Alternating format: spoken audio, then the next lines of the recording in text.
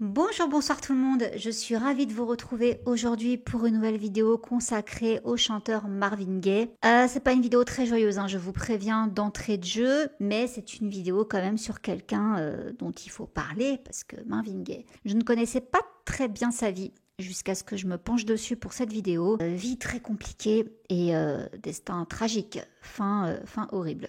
Donc je vais vous raconter tout ça, mais avant, je remercie notre sponsor du jour, CyberGhost VPN. Avec plus de 38 millions d'utilisateurs dans le monde, CyberGhost est le fournisseur de VPN le plus recommandé sur le marché. Il est très bien noté sur Trustpilot, c'est pourquoi je me permets encore de vous en dire un peu plus. CyberGhost est un VPN et c'est essentiel pour protéger votre vie privée numérique. Et si vous pensez que vous êtes déjà couvert parce que vous ne naviguez que en mode incognito, détrompez-vous, c'est pas le cas. Plein de gens vous observent dès lors où vous vous mettez en ligne. Votre fournisseur d'accès à Internet, le service informatique de votre travail, de votre entreprise, peu importe, le routeur Wi-Fi de votre domicile et même les sites web que vous visitez savent toujours qui vous êtes et suivent vos moindres faits et gestes. Donc afin de mettre un terme à cette invasion de la vie privée, vous avez donc besoin d'un VPN.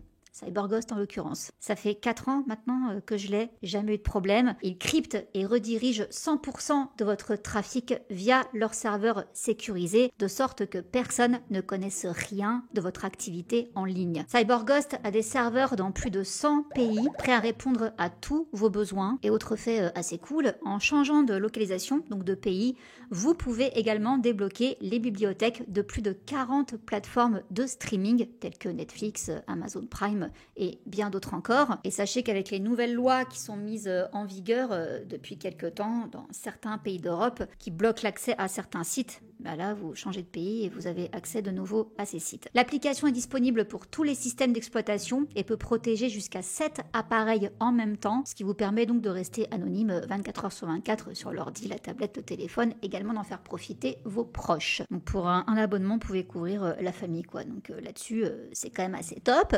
De plus, CyberGhost ne conserve pas vos données, donc eux-mêmes ne savent pas ce que vous faites en ligne. Et si vous voulez garder les regards indiscrets à distance et être anonyme en ligne, je vous invite donc à profiter du lien que je vous mets juste ici, mais également en barre d'infos, afin de profiter des 83% de réduction et de 4 mois en plus offerts. L'abonnement vous reviendra donc à 2 € environ par mois. Vous avez aussi une garantie de remboursement de 45 jours et un accès à un support client 24 heures sur 24, 7 jours sur 7, donc c'est sans risque pour vous. Donc je vous le recommande encore et toujours.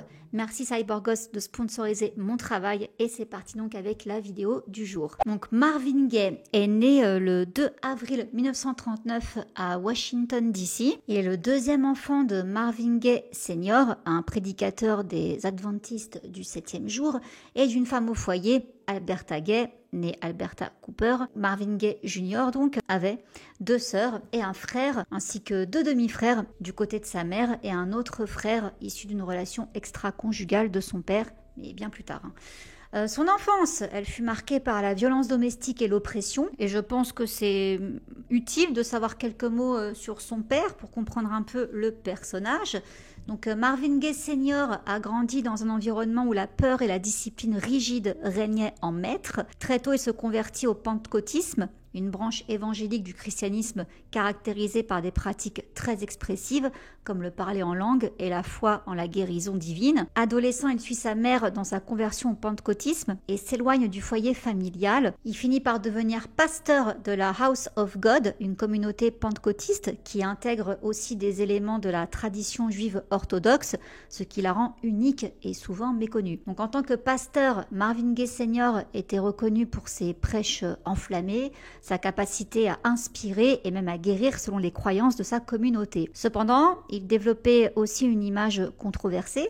Donc son charisme était indéniable, mais son comportement et son apparence étaient parfois perçus comme étranges, voire efféminés par certains. Et dans ses mémoires, My Brother Gavin, la sœur de Marvin Gaye, Zeola Gaye, raconte que leur père portait des vêtements de femme à la maison, ce qui a beaucoup tourmenté et traumatisé Marvin Gaye Jr. Donc le père était alcoolique et enclin aux relations extra-conjugales. La cruauté et la violence domestique étaient monnaie courante durant l'enfance et l'adolescence de Marvin Gaye Jr. Cela explique l'obsession permanente de Marvin pour le sexe, qu'il portait avec un profond sentiment de culpabilité, explique un critique musical Luis Lapuente. Donc malgré les particularités de ce père, il imposait une discipline rigide à sa famille, comme lui l'avait vécu, mêlant autorité ferme et violence. Déjà dans sa famille, son père battait sa mère, mère de 13 enfants. Il voulait que sa famille reconnaisse son autorité à tout prix, et malgré ce côté troublé, il reste un leader respecté dans sa communauté pentecôtiste jusqu'à ce qu'il quitte l'église quand celle-ci refuse de lui confier une haute fonction qu'il convoitait. Et donc Marvin, quand il naît le 2 avril 1939, tout de suite il y a eu une dualité extrême entre la foi fervente et la violence domestique. Sa mère était une femme pieuse et aimante. C'était un foyer où la religion imprégnait chaque aspect de la vie, mais où la peur d'une colère paternelle explosive était omniprésente. Donc sa mère, Alberta, a évoqué à plusieurs reprises l'animosité que le père nourrissait envers son fils. Donc voici ce qu'elle déclare. « Mon mari n'a jamais voulu de Marvin et ne l'a jamais aimé. Pour une raison inconnue, il n'aimait pas Marvin et pire encore, il ne voulait pas que j'aime Marvin non plus. Marvin n'était pas très vieux lorsqu'il a compris cela. » Dans plusieurs interviews, Marvin a raconté qu'il vivait sous une pression constante à la maison. Parfois, la violence éclatait sans prévenir et le jeune Marvin était souvent la cible principale. Donc la tension entre eux était telle que Marvin Jr. disait ressentir une peur qui ne le quittait jamais, même quand il chantait. Donc voilà le climat dans lequel il grandit. Donc afin de s'éloigner de cette atmosphère, la musique est rapidement devenue son refuge. Donc dès son enfance, il passait des heures à écouter des disques de gospel, de doo-wop, de rhythm and blues. Sa mère Alberta a joué un rôle fondamental en lui transmettant la foi, la discipline et le goût pour la musique, tout en lui offrant un cocon affectif où il pouvait se sentir en sécurité. Elle encourageait son fils à chanter à l'église, ce qui deviendra le point de départ de sa carrière artistique. Donc justement, il y a eu une grosse influence du gospel et de la religion. Marvin chante d'abord donc dans les chorales d'église, où il apprend les techniques vocales et développe son oreille musicale. La rigueur religieuse de sa mère, mais aussi la radicalité du père, ont nourri cette ambivalence entre élévation et souffrance qui sera au cœur de son art. Il y a un ami proche et biographe qui s'appelle David Ritz qui décrit Marvin comme un garçon au tempérament doux mais enfermé dans une prison familiale qu'il essayait d'échapper grâce à la musique. Il rejoint son premier groupe de musique au lycée, les DC Tones, avant d'abandonner l'école à 17 ans pour échapper aux abus de son père. Il intègre l'US Air Force pendant 1 an, puis il rentre à Washington, déterminé à poursuivre son rêve musical.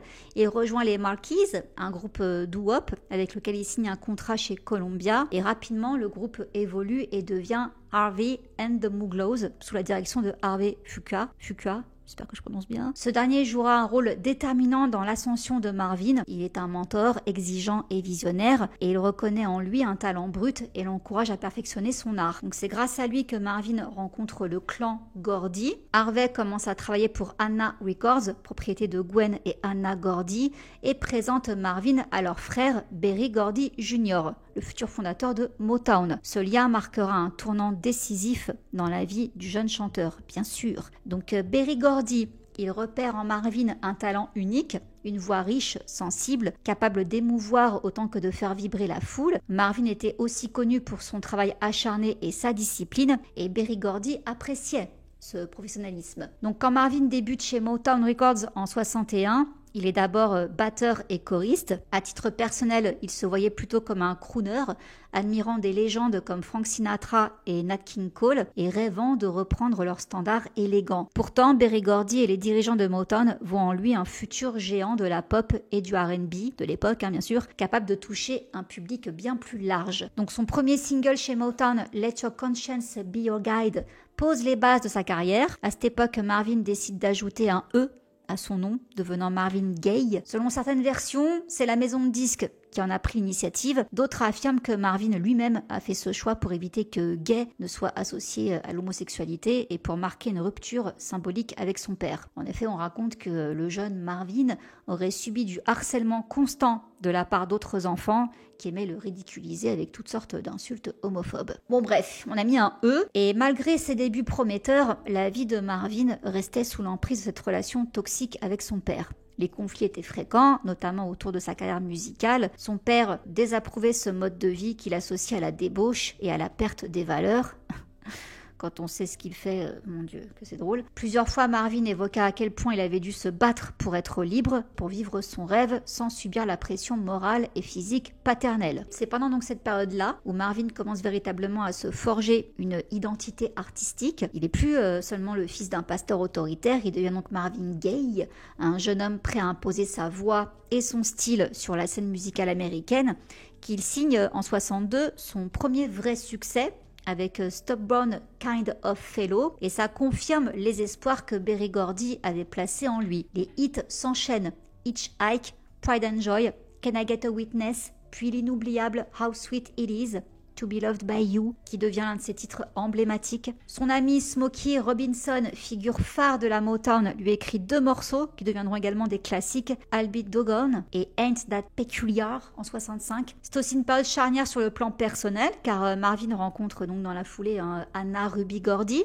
la sœur aînée de Berry Gordy, donc vers 1960, à la même période. Donc elle, c'est elle, Anna Records. Elle a 17 ans de plus que lui, mais leur idylle les pousse à se marier le 8 juin 63 à Chicago. Et inspiré par leur amour, Marvin écrit ses premiers tubes emblématiques comme Pride and Joy et confiera plus tard « Elle était ma fierté et ma joie ». Et cette union le lie davantage à la famille Gordy et à la galaxie Motown. Ça renforce encore plus sa position au sein du label, en tout cas à l'époque. Et en 65, Marvin atteint une nouvelle dimension avec la sortie de son album How Sweet It Is to Be Loved by You, porté par le single éponyme du trio Holland-Dozier-Holland. Sa voix chaleureuse et son charisme séduisent les États-Unis. Marvin Gaye devient l'un des visages phares de la Motown. La même année, il collabore avec Kim Weston sur un album qui donnera naissance à un classique, It Takes Two, sorti en 66. Et en 68, Marvin connaît l'un de ses plus grands triomphes avec I Heard It Through the Grapevine. J'espère que je prononce bien. Un raz-de-marée, le titre reste numéro 1 des charts pendant 7 semaines et s'impose comme un classique intemporel de la soul. Mais le succès de Marvin ne se limite pas à sa carrière solo. Il s'illustre aussi dans des duos marquants, d'abord avec Mary Wells, Once Upon a Time, puis Kim Weston,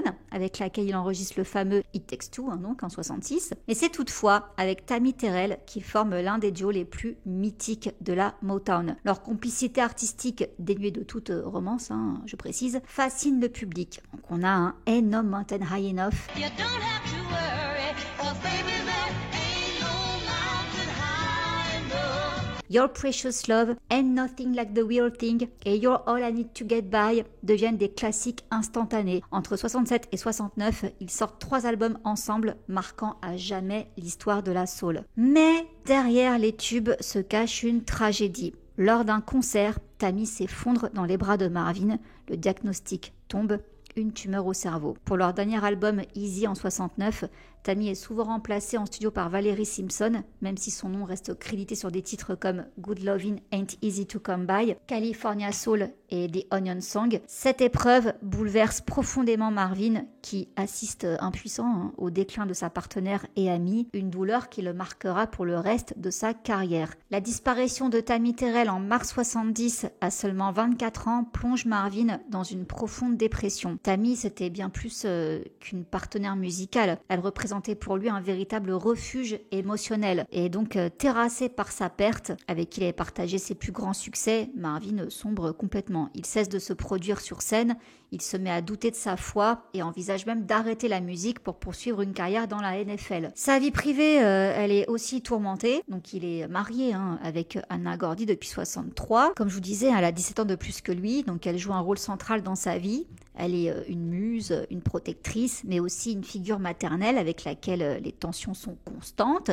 Leur mariage est miné par la jalousie, les disputes violentes, l'infidélité, tout en étant indissociable de son ascension chez Motown. Et c'est dans ce contexte de deuil et de chaos intérieur que Marvin trouve l'inspiration pour créer ce qui deviendra son chef-d'œuvre, What's Going On.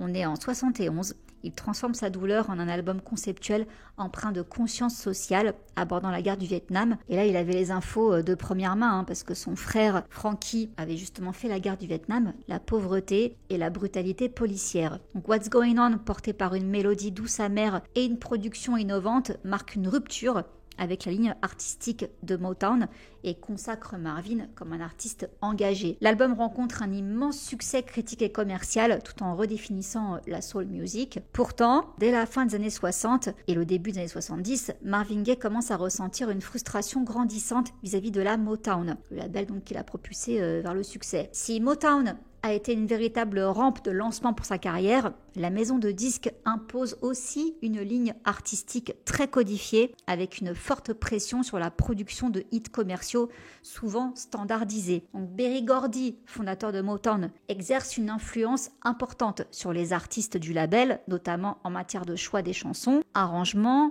production et image publique. Or, Marvin Gaye a des ambitions artistiques bien différentes.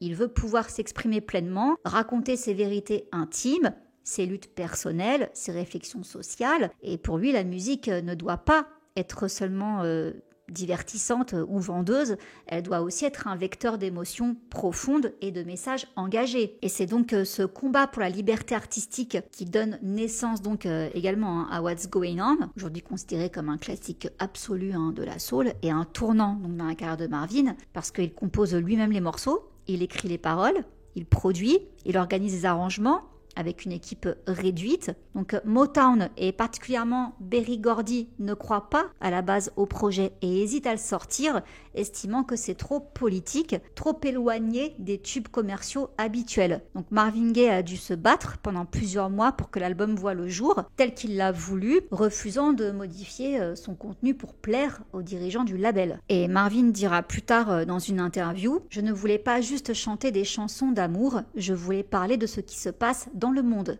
ce qui affecte les gens, ce que personne n'ose dire.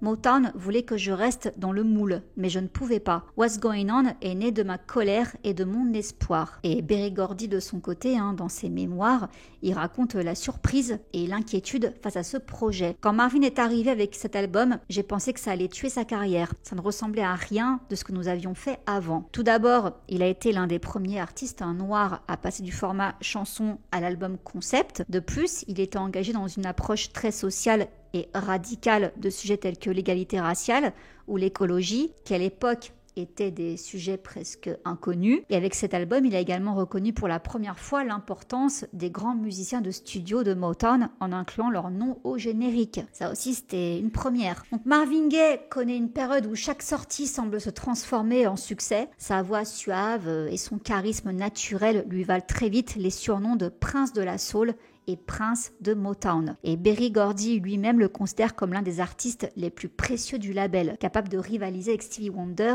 Donc merci What's Going On, merci Marvin finalement. Mais pour autant, même s'il a eu raison sur ce coup-là, ça a quand même creusé un fossé entre lui et la Motown. Marvin exige plus d'indépendance sur ses productions suivantes. Il commence à enregistrer dans son propre studio avec ses propres musiciens, loin du système Motown. Le label accepte difficilement de le laisser s'émanciper, ce qui génère des tensions croissantes. Et c'est d'ailleurs dans ce climat tendu que Marvin a commencé à avoir des problèmes avec l'alcool et les substances. La coco, voilà. Ça a commencé dans la seconde moitié des années 60, alors que sa carrière prenait son envol, mais que les pressions professionnelles et personnelles se multipliaient, donc l'alcool devenait un moyen d'échapper à la pression. Dans plusieurs interviews, notamment celle accordée au journaliste David Ritz, Marvin évoque sa lutte contre ses démons justement. Il dit « Je buvais pour calmer mes angoisses, pour oublier la pression, les trahisons, la douleur. Mais l'alcool n'a jamais vraiment résolu mes problèmes, au contraire, ça ne faisait que les aggraver. Parfois je me sentais prisonnier de moi-même,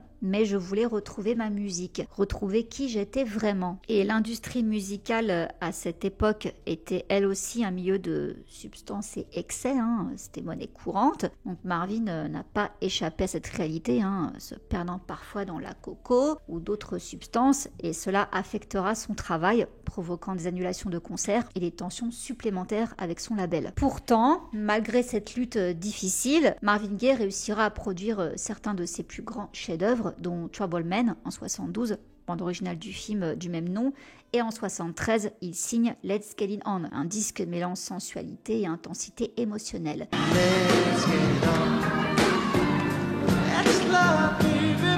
Il s'impose comme le maître des chansons d'amour sophistiquées. Il devient l'icône d'une génération, à la fois sex symbole et artiste respecté, capable de faire danser, séduire et réfléchir. L'album se vend à plusieurs millions d'exemplaires et devient un classique instantané. Pourtant, Marvin vit déjà une vie personnelle chaotique, marquée par la coco, les excès et un sentiment constant de vide. J'ai tout ce dont j'ai rêvé et pourtant je me sens perdue.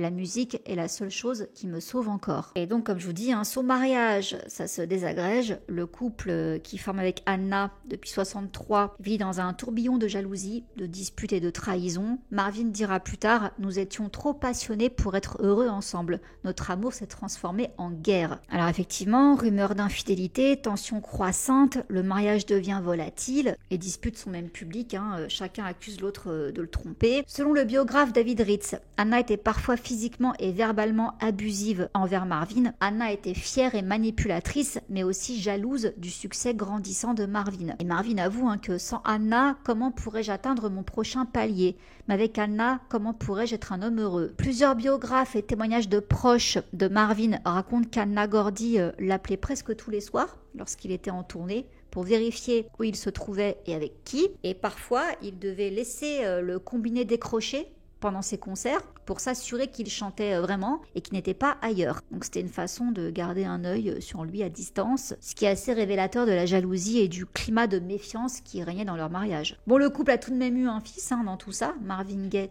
III, né en 66, et il a longtemps été dit que Marvin Gaye, troisième du nom, aurait été adopté ou qu'il n'était pas le fils biologique direct de Marvin. Certains disent que Marvin a demandé à un ami de lui faire don de sa semence, et cette rumeur n'est pas officiellement confirmée, mais ça reste souvent mentionné dans des biographies. Mais bon, cet enfant ne sauve pas le couple. Et donc on en arrive vers la fin. En 71, le couple emménage à Hollywood, mais l'ambiance s'envenime. Marvin entame une relation avec la jeune Janice Hunter. Et du coup, Marvin et Anna se séparent en 73.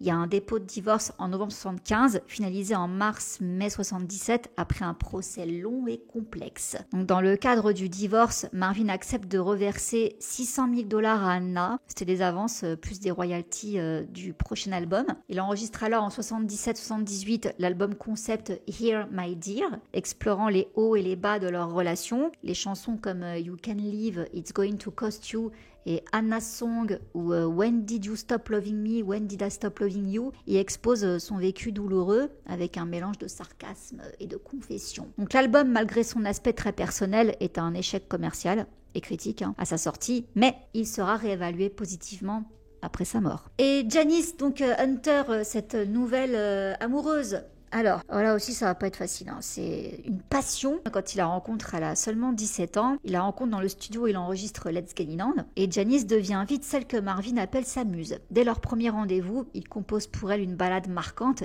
If I Should Die Tonight, et quelques mois plus tard en tournée, il rend hommage à leur lien en interprétant Jan, un nouvel hymne à leur romance naissante, trop audacieuse selon les standards de l'époque. Donc c'était une liaison scandaleuse, et son mariage toujours en cours à ce moment-là avec Anna Gordy. Marvin se lance dans cette relation passionnelle avec Janice. Par la suite, elle donnera naissance à leur fille Nona en septembre 74, puis à leur fils Frankie en novembre 75. Marvin est éperdument amoureux. Il écrira plus tard « Je l'ai vue comme plus qu'une vraie fille. Elle est soudainement apparue comme un don de Dieu. » Bon, malgré tout ça, Marvin continue les excès. Donc en 76, il s'exile en Europe, notamment en Belgique, pour se reconstruire loin de la pression médiatique et de ses addictions. Et c'est là qu'il travaille donc sur I Want You, un album plus intime et sensuel qui marque une phase plus calme et réfléchie dans sa carrière. Sur le titre Got to Give It Up, en 77, Janice pose sa voix. Dans la foulée, il se marie avec Janice. Ils collaborent ensemble même musicalement. Et dès 79,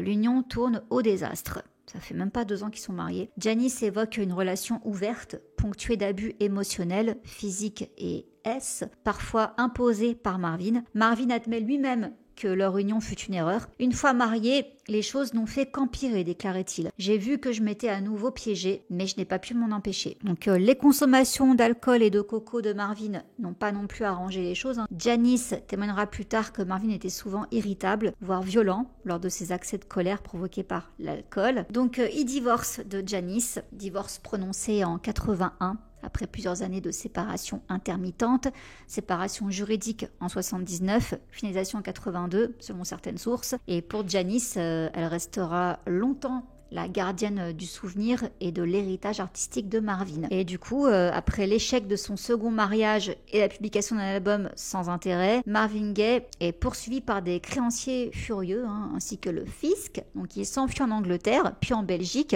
emmenant avec lui son fils Frankie. Donc il est accusé d'enlèvement par sa seconde épouse, Janis. Son fils n'avait pas de passeport, et lorsque Marvin franchit les frontières européennes, il le cache sous des couvertures. Il a failli épouser une prostituée en Europe. Il était fasciné par elle depuis qu'il avait perdu sa virginité avec une prostituée à l'âge de 15 ans. Il enchaîne les aventures d'un soir et consomme toujours plus de substances. Dès qu'on lui offrait l'occasion de se produire, il la sabotait systématiquement. Il arrivait trop tard pour chanter et la plupart de ceux qui l'entouraient étaient des parasites qui cherchaient qu'à faire la fête grâce à son argent qui diminuait, donc voilà, il n'y avait même pas de soutien là-dessus, quoi. David Ritz lui a rendu visite en Europe et Marvin lui a lancé un long monologue sur son amour pour la coco qu'il sniffait, frottait sur ses gencives et parfois même mangeait. Il disait « J'aime cette sensation, personne ne me dira jamais que ce n'est pas agréable.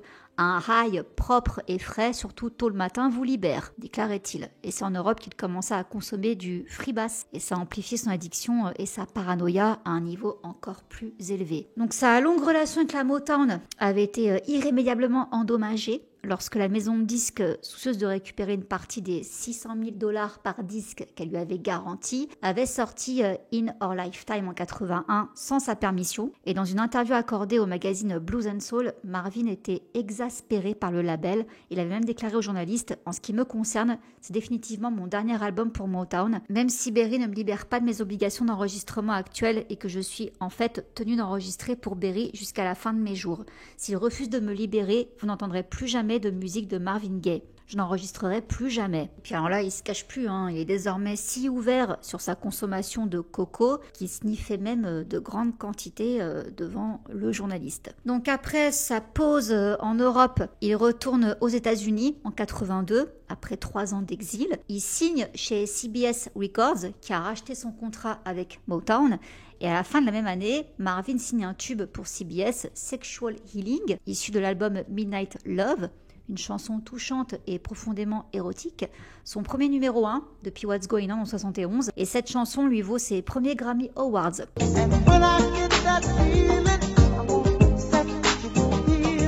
Et à propos de cet album, il déclare « Cet album, c'était comme une renaissance. Après tout ce que j'ai traversé, c'était ma manière de guérir. Je me suis battue pour sortir de l'ombre, pour redevenir moi-même. » Et en 82, il parle aussi de sa période de cure, même si, bon, on a compris qu'il faisait que des rechutes, mais il déclarait « La désintoxication n'est pas une victoire finale, c'est un combat quotidien. Chaque jour, tu dois choisir la vie, et c'est difficile quand tu as été si longtemps dans la nuit. » Lors d'une interview en 83, Marvin explique à propos de Sexual Healing « C'est ma manière de guérir les blessures que la vie m'a infligées. La musique est un baume, un refuge. » En avril 83, toutefois, il accepte à contre-cœur une tournée américaine, sa première depuis 4 ans, mais il est toujours aussi imprévisible. Il consomme énormément de coco, il arrive en retard au concert, il parle de manière obsessionnelle de la prochaine chanson qu'il souhaite enregistrer, Sanctified Pussy. Elle sera d'ailleurs plus tard publiée par CBS sous le titre Sanctified Lady. Il craint parfois d'être assassiné. Et lors de certains concerts, il surprend le public en faisant un striptease. Ça crée donc des conflits avec son nouveau label. Et à propos de tous ces démons, ces addictions, son frère déclare « Marvin avait ses démons, c'est sûr, mais il avait aussi un cœur immense. Il était tellement sensible qu'il utilisait parfois les substances pour calmer cette douleur. » Et on a une interview qu'il a donnée à Jet Magazine où il disait « La musique était ma thérapie. Quand je chantais, je me sentais libre. Mais quand la scène s'éteignait, le vide revenait. C'est ce vide-là qui m'a souvent poussé à boire. » Parallèlement à tout ça, il consomme aussi beaucoup de films X. Il développe des tendances d'otage de vie, paranoïa également. Il croit à un complot d'assassinat. Ça le pousse même à porter fréquemment des gilets pare-balles. Et c'est cette paranoïa qui le pousse à donner à son père le revolver Smith & Wesson de calibre 38 au lieu de l'utiliser pour sa propre protection. Et donc là, on en arrive, Marvin a 44 ans. Il vit depuis 6 mois chez ses parents. Il est retourné chez eux. Il est sous l'emprise de substances. Et voici ce que rapporte toujours David Ritz. Avec Marvin sous l'emprise de la coco et son père, À quelques pas du couloir, ivre de vodka, l'atmosphère était empoisonnée par les produits chimiques, les souvenirs et l'antagonisme mutuel. Donc, par moments, Marvin semblait proche de la folie, brandissant des pistolets et téléphones et menaçant ses parents. Il s'enfermait dans sa chambre, faisait venir de la coco et regardait des vidéos X. Il fulminait contre un meurtrier. Il a tabassé une japonaise et une anglaise après avoir couché avec elle. Et sa mère déclare « Mon fils, mon pauvre fils, c'est devenu un monstre ». Et c'est dans ce charmant climat qu'on est arrivé là au 1er avril 84. Dans la matinée de ce 1er avril, les tensions sont palpables entre Marvin Senior et Marvin Junior. Donc le père et le fils se disputent à cause d'une lettre égarée d'une compagnie d'assurance. Et comme son père refusait de quitter sa chambre, Marvin s'est mis à le frapper et à le bousculer. En début d'après-midi, la dispute s'envenime. Des voisins rapportent avoir entendu des cris et des bruits de lutte venant de la maison familiale. La mère de Marvin a essayé de les séparer, donc elle a mis fin à la bagarre. Quelques minutes plus tard, donc, il est réapparu et a tiré une balle du revolver donc de calibre 38 dans la poitrine de son fils. Et alors que Marvin Junior s'effondrait, son père s'est approché et lui a tiré une autre balle dans la poitrine à bout portant. Des voisins alertés par les cris et les coups de feu appellent la police ainsi que les ambulances. Le personnel médical arrive rapidement, mais Marvin Gaye Jr. succombe à ses blessures avant d'atteindre l'hôpital. Et c'est donc aux urgences du California Hospital Medical Center où son décès est prononcé à son arrivée à 13h. Selon Jeanne Gaye, sa sœur à Marvin, leur père aurait affirmé que si Marvin le frappait, il le tuerait. Et Marvin connaissait bien le caractère de son père. Et il l'aurait, d'après ce qu'elle dit, volontairement provoqué en le frappant pour être tué quelques instants après. Et selon Frankie Gaye, après avoir trouvé son grand frère en train de mourir de ses blessures par balle, Marvin a expliqué qu'il avait prévu que son père lui tire dessus car il ne se sentait pas capable de le faire lui-même. Donc apparemment, il avait déjà fait des tentatives de S à plusieurs reprises, donc pour lui, c'était une façon d'en finir, que son père le tue. Bon, Marvin Senior est arrêté sur place, il est calme et coopératif. L'affaire est très médiatisée, bien sûr, vu la notoriété de Marvin. Un voisin a déclaré « Ce n'était pas la première fois qu'on entendait des disputes dans cette maison, mais ce jour-là, c'était bien pire. On sentait que ça allait mal finir. » Une voisine a précisé que Marvin Jr. avait un comportement étrange ces derniers temps. Il semblait tourmenté, parfois absent, souvent seul dans sa chambre. Il y a aussi un témoignage d'un policier présent sur les lieux, l'officier James Reynolds. Il dit « À notre arrivée, Marvin Senior était en état de choc, mais il ne montrait aucune résistance. Il a admis avoir tiré, affirmant que son fils l'avait attaqué auparavant dans la journée. » Donc après le meurtre, le style de vie travesti du père fut rapidement rendu public et déclencha une frénésie médiatique autour des détails sordides de la vie de Marvin Gaye et de sa famille. Des histoires sur la façon dont Gaye, le père, avait terrorisé ses enfants, frappant Marvin à plusieurs reprises. Tout ça, ça fut ébruité. Donc Marvin, qui avait vendu environ 30 millions d'albums au cours de sa carrière, possédait 4 maisons, 10 voitures et 2 bateaux, en plus d'une colossale collection de bijoux. Pourtant, il est mort avec seulement 30 000 $ en liquide. Il devait plus de 4,2 millions de dollars au fisc, 300 000 $ de pension alimentaire à Anne et Janice et des centaines de milliers de dollars supplémentaires à des créanciers du monde entier. Donc 17 mois après le meurtre de Marvin, ses biens personnels furent vendus aux enchères au tribunal du comté de Los Angeles et Motown enchérit avec succès pour 46 000 $ pour les droits cinématographiques de sa vie. Et donc on en arrive au procès. Le 15 juin 1984, première comparution devant la cour pour audition. Marvin Gaye Sr. plaide non coupable, invoquant la légitime défense. Et en octobre 84, c'est le début du procès à Los Angeles. Et en novembre 84, c'est le dépôt des témoignages, expertise psychiatrique et audition des témoins. Je ne vais pas vous faire tout le procès, sinon la vidéo durerait 3 heures. Mais en gros, les arguments de la défense. Marvin Gaye Sr., âgé d'environ 60 ans, affirme avoir agi en légitime défense après avoir été agressé physiquement par son fils. La défense souligne les problèmes de dépendance à l'alcool et aux substances de Marvin Jr., ainsi que son comportement imprévisible et violent dans les jours précédents le drame. Marvin Gaye Sr. est décrit comme un homme religieux, très strict et conservateur qui vivait dans la peur de son fils et craignait pour sa propre sécurité. Alors les expertises psychiatriques montrent que Marvin Jr. souffrait de dépression profonde et de troubles liés à l'addiction, ce qui aurait aggravé les conflits familiaux. Donc les éléments à charge. Les procureurs insistent sur le fait que Marvin Senior a utilisé une arme à feu pour régler un différend familial, ce qui est considéré comme disproportionné. Le premier coup de feu a touché Marvin Jr. dans le dos, ce qui suggère qu'il fuyait la scène, contredisant la thèse d'une agression directe. Plusieurs voisins témoignent de disputes fréquentes et violentes dans la maison familiale. Et dans la salle d'audience, l'avocat de la défense déclare « Monsieur Gay Senior est un homme brisé qui a agi sous la peur et la pression d'un fils en pleine déchéance, dévasté par ses addictions. Ce n'était pas un meurtre prémédité, mais une tragédie familiale profondément douloureuse. » De son côté, le procureur argumente avec fermeté. Tirer sur son fils au point de le blesser mortellement alors que celui-ci s'éloignait dépasse toute justification. Ce n'est pas une affaire d'autodéfense, mais un acte disproportionné et violent. Les témoins, voisins, tout ça, ils ont dit on entendait souvent des cris, des objets cassés et parfois des coups. C'était une atmosphère lourde, tendue, presque insoutenable. Anne Gordy, l'ex-épouse de Marvin, dans une interview émotive, confiera plus tard « C'était une tragédie annoncée. Leur relation était toxique et personne ne savait comment les apaiser. Marvin aimait son père, mais la peur et la colère dominaient leurs échanges. » Le père donc a plaidé non coupable, affirmant qu'il ignorait même que l'arme était chargée. Et avant le début du procès, une tumeur de la taille d'une noix fut découverte dans son cerveau et fut retirée chirurgicalement. Et malgré cela, un tribunal le jugea apte à comparaître. Et convaincu par les traces de PCP dans l'organisme de Marvin, une drogue pouvant induire un comportement violent, et les importantes ecchymoses dont le père était atteint, le juge le laissa plaider coupable d'homicide involontaire.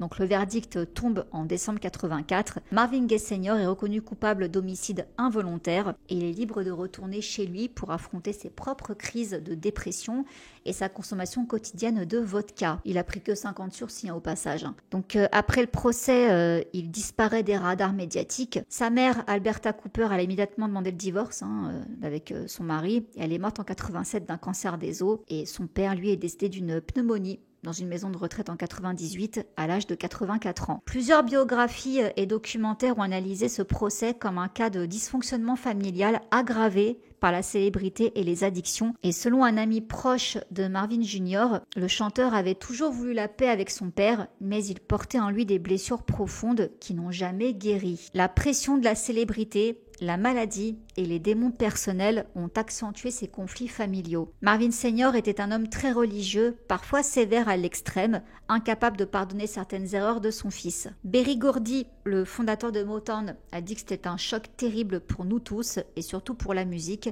mais perdre Marvin de cette manière, ça dépasse l'entendement. La musique a perdu un génie ce jour-là, mais ce qui m'a le plus brisé, c'est que ce soit un père qui ait ôté la vie à son propre fils. Les fans du monde entier, bien sûr, sont bouleversés. Ils ont pleuré la disparition d'un artiste exceptionnel. La nouvelle de sa mort a bouleversé le monde de la musique et ses millions de fans à travers la planète. Pour beaucoup, c'était comme perdre une voix familière et une âme profondément sincère qui avait accompagné leur joie, leur peine et leur lutte. Les radios ont immédiatement rendu hommage en diffusant en boucle ses plus grands succès et des milliers de lettres de condoléances ont afflué auprès de sa famille. Dans les rues de Détroit, des rassemblements spontanés ont eu lieu, des fans déposaient des fleurs, des bougies, des photos dans un véritable deuil collectif et plusieurs artistes et figures publiques ont exprimé leur tristesse publiquement. Stevie Wonder déclara dans une interview « Marvin n'était pas seulement un ami, c'était une inspiration. Sa musique vivra pour toujours. » Le choc a aussi révélé l'ampleur de la souffrance intime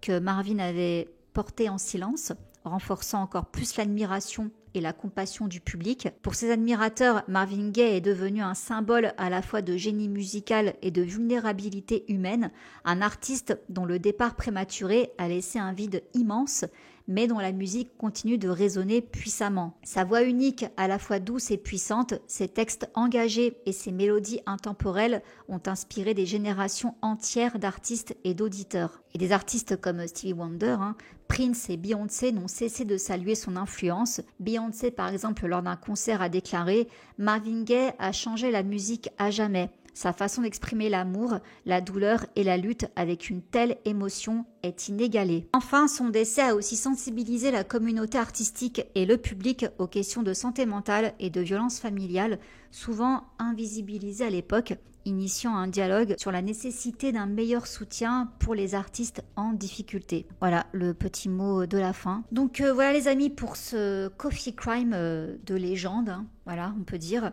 Je vous laisse là. Je remercie encore CyberGhost d'avoir sponsorisé cette vidéo. Je vous remets le lien ici comme toujours mais également en barre d'infos pour profiter des 83% de réduction et des 4 mois en plus offerts. N'hésitez pas comme d'hab à sauter le pas, ça n'engage à rien. Et moi je vous laisse là, je vous fais plein de gros bisous et je vous dis à très vite. Et bonnes vacances si vous êtes en vacances et si vous bossez, bon courage. Bisous, ciao.